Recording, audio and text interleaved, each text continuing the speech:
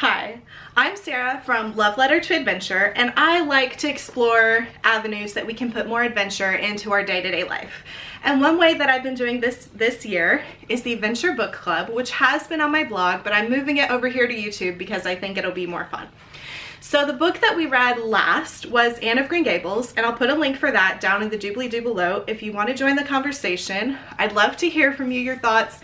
Even if you read it a long time ago, even if you've only seen the movie, I just love Anne of Green Gables, and I think she can really inspire us to look at the world with new eyes and to see the adventure that's already around us. This month, we're reading something a little more practical, a little maybe unexpected. It's Better Than Before by Gretchen Rubin, and it's about making healthy habits. So that may not sound really adventurous maybe at first, but there's two ways that we can use habits to put more adventure in our lives. One is the foundational habits that can just give us the mental, psychological space and the time. So if we create good habits, we don't feel as overwhelmed, we don't feel as stressed, we feel more available and able to have adventures. But the second way is most fun, and that's making a habit of our adventures, making a habit to watercolor or brush letter or hike or craft or scrapbook or whatever it is that you love to do that you find just gets put off and put off and put off. You can make a habit of that, because when we take time for those things in our lives, it actually makes everything so much better. So here are my takeaways from reading Better Than Before by Gretchen Rubin, and you can leave yours in the comments below, or you can make a video or a blog post, link that up below, however you'd best like to share your thoughts on the book. So what I really love about Better Than Before is that Gretchen understands that everyone's different. So a lot of habit advice that I read on the internet is very rigid and stoic. It's like, you must wake up early in the morning and do these habits. You must not work from home in your pajamas. You must always do this thing in this way. And I've got news for you, and Gretchen agrees with me. We're all different, and the same habits aren't going to work for everyone. So this is not the kind of book that tells you what habits to have. This is the kind of book that helps you discover what kind of person you are and how best to use that to your advantage to create the habits that you want in your life.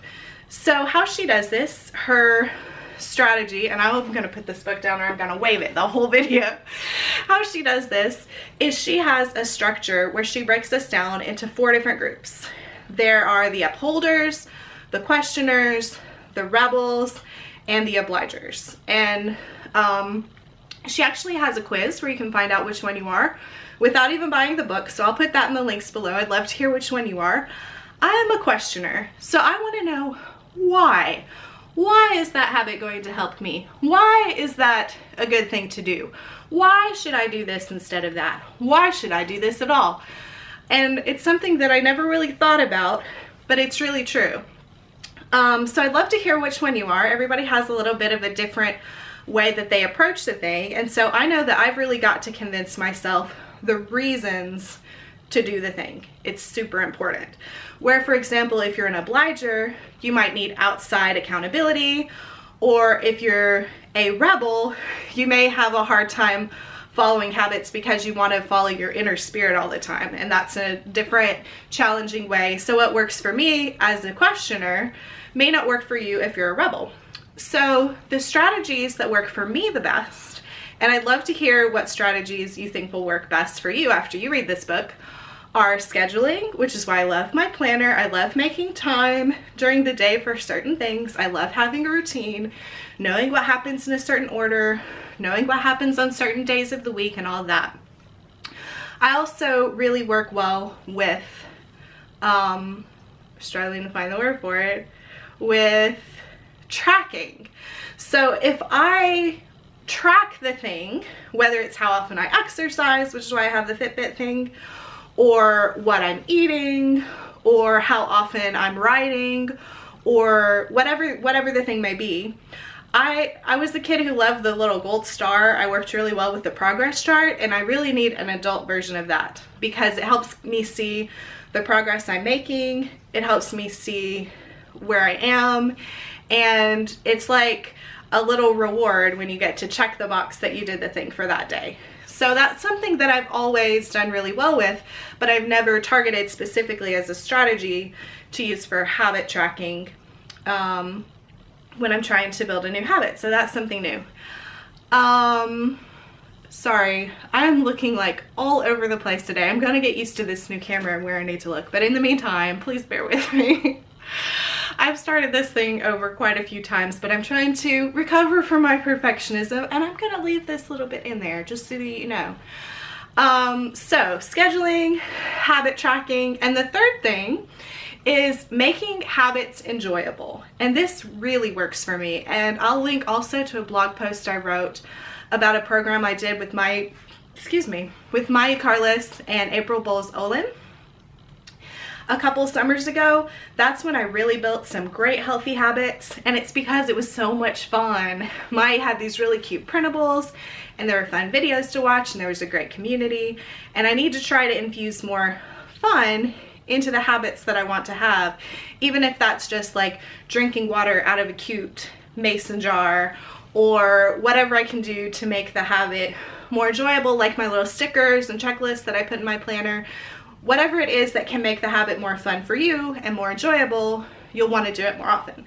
For instance, when I first decided I needed to do more exercise because I have the kind of job where you sit in front of a computer all day and you don't move around, we were doing a really awful exercise regimen, which some people really love, but it had the burpees and the jumps and really strenuous. It was for the Xbox, and it showed the outline of your body on the screen, and it just felt like a big blob because it doesn't see very well. It doesn't even show what your body really looks like. Everybody looks awful on that thing, I think. So anyway, I hated that. So I would put off doing it and I wouldn't do it. And what I found that I enjoy are my morning walks. And it has been harder. Those 2 summers ago, I built the morning walks in, but I tend to lose them in the winter. And so it's sometimes a little harder to get them back going. And the past 2 weeks, I've done a walk twice a day for 2 weeks. And I've been doing the tracking like Gretchen said. I've scheduled it in. I do it first thing in the morning. We do it right before dinner when my husband comes home, and the day is so much better because not only am I getting a fun physical activity, it's pretty outside in the park, I get to talk to my husband, or I get to listen to a podcast. It's enjoyable. Where if I were still trying to do the like hardcore push-up exercise burpee thing, I would have far given up by now. So anyway, those are my favorite strategies from Better Than Before by Gretchen Rubin. I'd love to hear yours down below. I'll send out a little reminder. We'll have a discussion about a month from now, maybe around July 15th. We can discuss here on YouTube, or you can put a link if you'd like to write a blog post or a video yourself. Use the hashtag Venture Book Club when you're posting about your reading.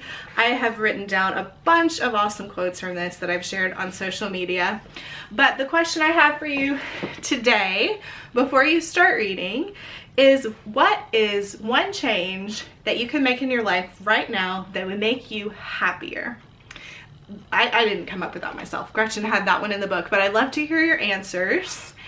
And so leave that in the comments below. Also let me know if you're a questioner, upholder, rebel, or obliger, and if you plan on reading the book with us.